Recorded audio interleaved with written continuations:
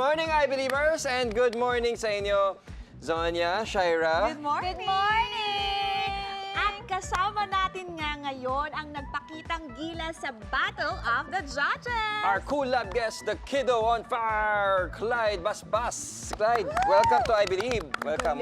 Galing mo. Thank you po. Ay, galing niya. Alam niyo guys, yung pinakita niya sa atin kanina, poi dancing yun. Pero, fire dancing talaga yung talent niya, kaya siya tinawag na Kiddo on Fire. Kung pwede lang ng apoy dito sa studio, Oo siguro nga nagpakitang eh. gilas na siya with fire, no? So, I-Believers, abangan niyo mamaya. May ituturo si Clyde sa atin. Makihula at makising along sa Emoji Yoke na puro Christmas songs. Hala! Ay! Ate Shaira, pagaling nga mamingwit sa Believable Challenge na malupit. Santa's Elves na domino, fun game na pwede sa Pasko. Sirang payong, magta-transform para maging Christmas decoration. Batang nagsasayaw na may apoy, magtuturo ng dancing na gamit ang poy. All these and more dito sa I Believe, because I believe that science is fun for everyone.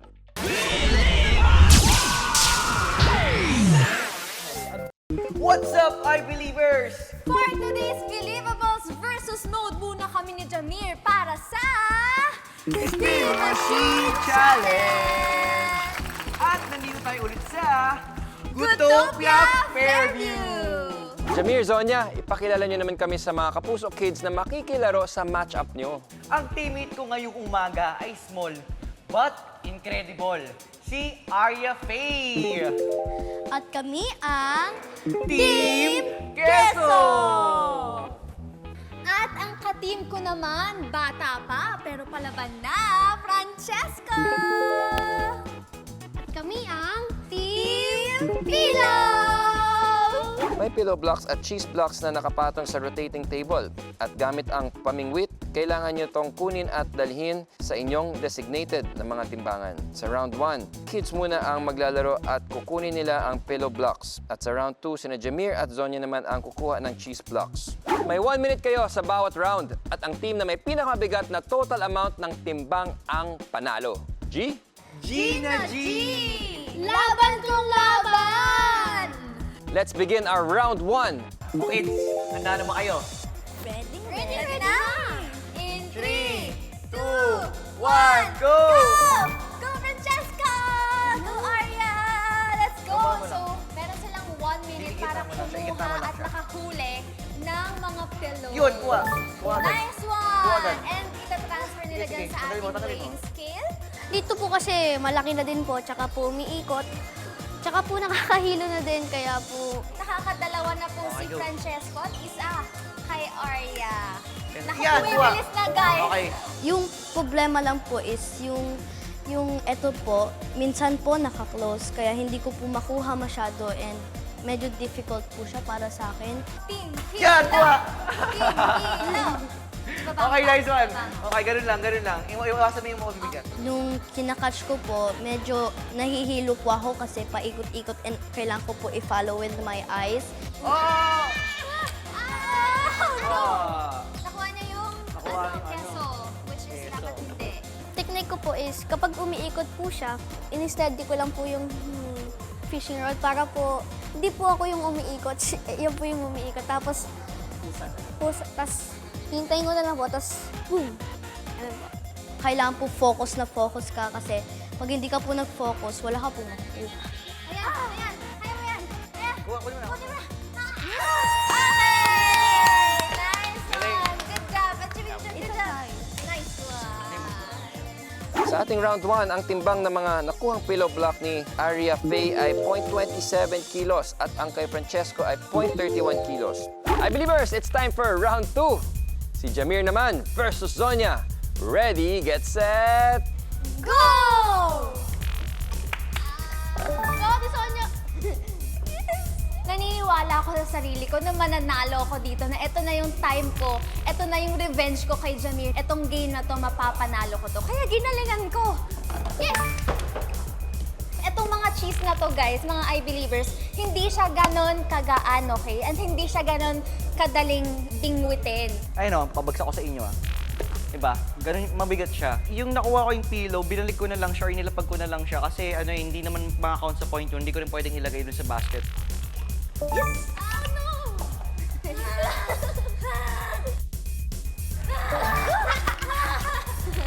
Ayun, medyo challenging siya kasi mabilis na yung pag-ikot niya tapos kailangan pong mamili nung para sa'yo. Yes, you got this! It's okay, bro. Bro, Ate Sonia!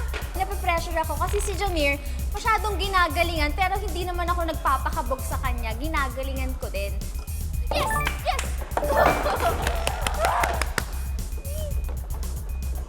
You got this, you got this, you got this. 4, 3,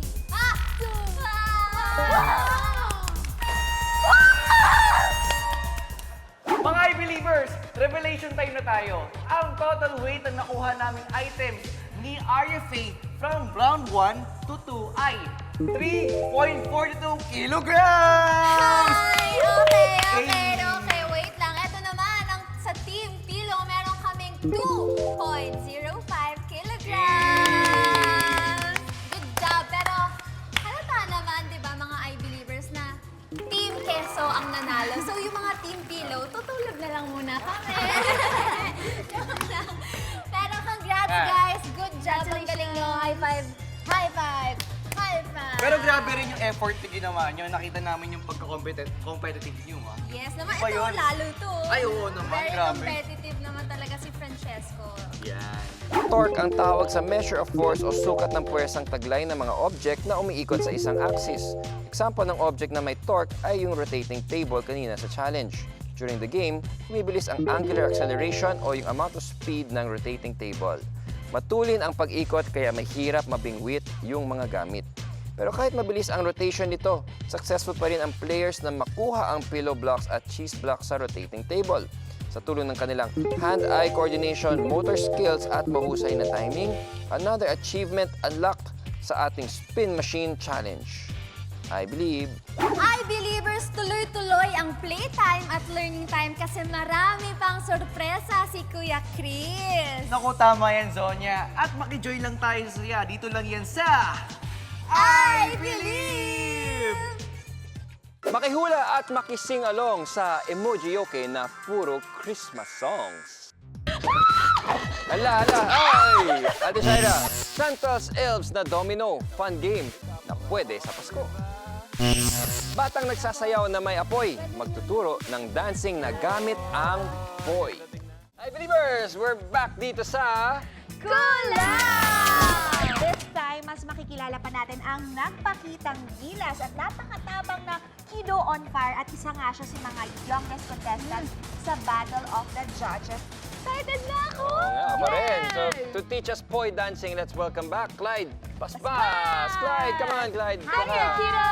What's up, Kido on Clyde? Fire! Okay, Clyde.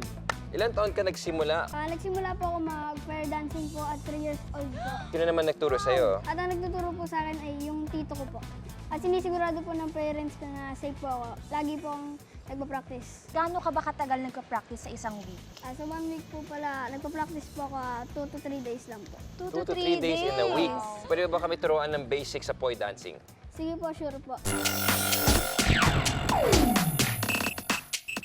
Paalala, I-Believer, syempre dapat malawak yung space para wala kayong matamaan na ibang tao o kaya mga bagay sa bahay. Safety first, guys? Safety first. Okay, Safety dito na. Sige, Okay, dito ka ang konti. Ito pong isa po, gaganto lang po natin, wide po. Ganyan po. Oh. Tapos, practice din po natin tong isa na wide rin po. Wide. So right, then left. Ganto. Kanan, tas kaliwa. Alternate po. Ganyan po. Ay, Para ang po galing di naman ni Ate nagkakatama. Ang bilis talaga matuto ni Ate Shai. Yes, ako naman. Paano ba to, Clyde? Ate Sonia naman. Ito po, ganito po. Hmm, Pa-forward po. Forward. baka mahaba Tapos, pa. pwede niyo na pong pagsabayan. Ayan! Oh, ganda tingnan. Sunog na sunog ako nito. Nice one. Turuan mo si Kuya Chris. Dali, isa Sige lang, po. isa lang. Ganito po. Yan, para ka lumalangoy dyan, Kuya Chris. Oh, Nakakawit Di ba? pala. Ang dali lang po. Madali na ba? yay! Thank you, Poy. Good job, Thank you, Kuya Poy. Chris. Ang Poy dance na napanood natin ay nagmula sa isang traditional na sayaw ng mga Maori people sa New Zealand. Ang Poy o yung bagay na pinapaikot sa Poy dancing ay binubuo ng 3 basic parts. ang ball, ang cord, at tassel. Bukod sa pagiging isang performing art ng poi dancing, may benefits din sa ating katawan ang pag-practice nito. At physiology ang science na may kinalaman dyan. Ito ang science na nag-aaral sa normal functions ng mga body parts ng mga living things tulad ng tao. Una, pinapalakas nito ang ating grip strength o lakas ng pagkakahawak sa isang bagay.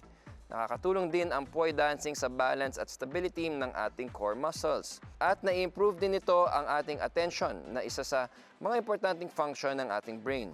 Lahat ng yan, importante sa pang-araw-araw na buhay at isa sa mga pwede natin gawin para maging active at healthy ay poi dancing. I believe.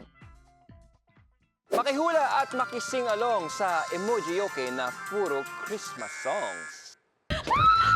Hala, ay! Ate Shaira, Santa's Elves na Domino, fun game na pwede sa Pasko. Sirang payong, magta-transform para maging Christmas decoration. Girls, nakagawa na ba kayo ng listahan ng bibigyan nyo ng regalo this Christmas? Kulang pa eh. Kulang pa? Ay, nako. Ang dami mo sigurong re-regaluhan, no? Nako, ate siya hindi. Kulang yung budget ko. Huwag ka mag-alala kung kulang yung budget. Hindi problema yan. Kasi pwede naman tayo magregalo ng laruan na gawa natin. Kailangan natin itong mga cardboard, okay, coloring pens, glue, gunting, at itong mga pabigat. Okay? So meron tayong template na ito na pinrint natin at ginupit, no? Makikita niyo yan sa aming Facebook page, ang Facebook page ng I Believe. Tinupit ni Ate Sonia. Dito. Okay, Inold ko sige. din yung sides. Pull the sides. Tapos, ipapasok mo lang siya here. Oh, so parang paper dolls, no? Di ba, Yes! Sonia? Ay! Favorite ko bata yung tayo. bata ko. Tapos, ito yung kamay. Pasok mo lang dyan. Tapos, ilalak mo lang sa likod. Dito sa likod, dyan ilalagay yung pabigat. Ganyan. Ito. Okay. Ready? Try. 1, 2, 3, go! Yun na lang. Okay. Ang experiment natin ay halimbawa ng isang mechanical chain reaction. Ito yung nangyayari kapag ang paggalaw ng isang object ay nag-trigger para gumalaw yung kasunod na object nito. Ang lahat ng nakahigang elves sa mesa ay may taglay na potential energy o ang stored energy ng isang bagay na at rest o hindi gumagalaw. Na mag-apply ng force sa ulo ng elf para pagalawin ito, ang potential energy ay nag-transform into kinetic energy o yung energy in motion na nakatulong para umalog ito paharap hanggang sa makatayo at matapik ang kasunod nitong elf para magkaroon ng isang simpleng chain reaction. I believe. Makihula at makising along sa Emoji Yoke na puro Christmas songs. Hala, ay! Ate Shaira, sirang payong, magta-transform para maging Christmas decoration. December na, I Believers! At magpapasko na naman. At siya nga pala, may tanong ako sa inyo. Ano ang pwedeng gawing Christmas tree? A. Net body scrub na panligo. B. Sirang payong. Or C. Pareho. Pareho silang pwede. Okay, may sagot na ba kayo? Kung ang sagot nyo ay letter C, tama kayo! At yan ang life hack na ipapakita ko sa inyo ngayon. So, eto, meron tayong 4 na alambre ng payong. Tapos, gamit ang cable tie, pag didikitin-dikitin natin sila, shoot-shoot nyo lang dun sa butas. Medyo matibay na. So, yan ang kita nyo. Kaya nyo nang tumayo.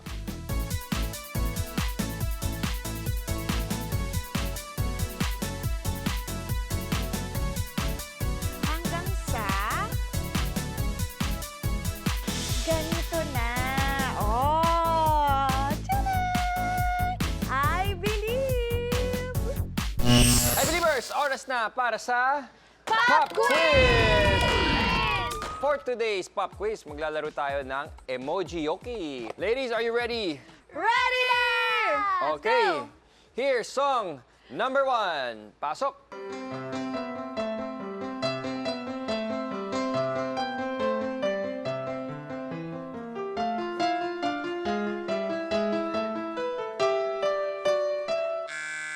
Balloon color blue, go!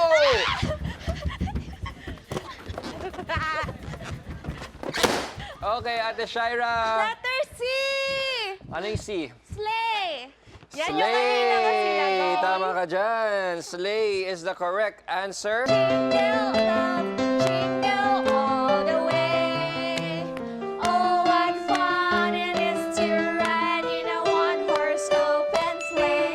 Hey! Alright. Slay is the correct answer. Konting trivia. Famous na tagahila ng sleigh ang mga reindeer. Yeah. Ang isang adult reindeer ay kayang tumakbo sa speed na 60 to 80 kilometers per hour. Wow. Grabe, parang kotse. Ang bilis pala. Okay. Alright, here's song number 2. Pasok!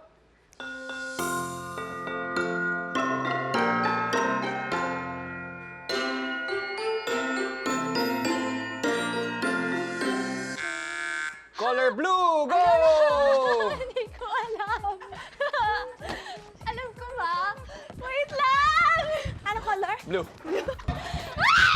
Okay. 5, 4, E? 3.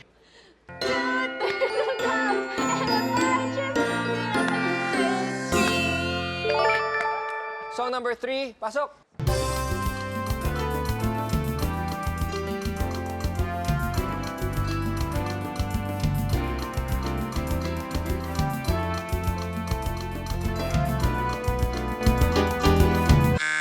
Yellow balloon, go!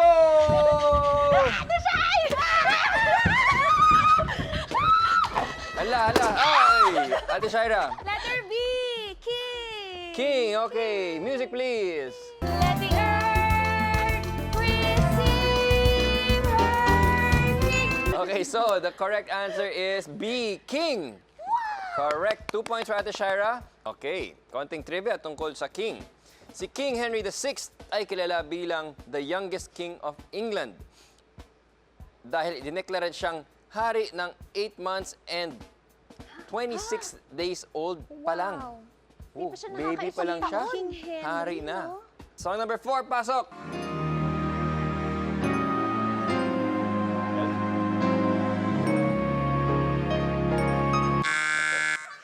Balloon color blue, go! Hindi ko siya Hindi alam. alam. Try. Ate Shaira? B!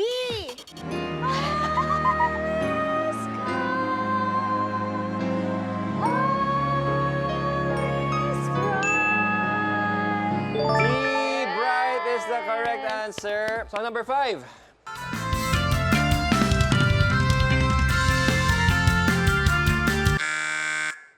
Balloon yellow, go! Sige. Ay, ano ba? Clue. A. Okay. Treasure.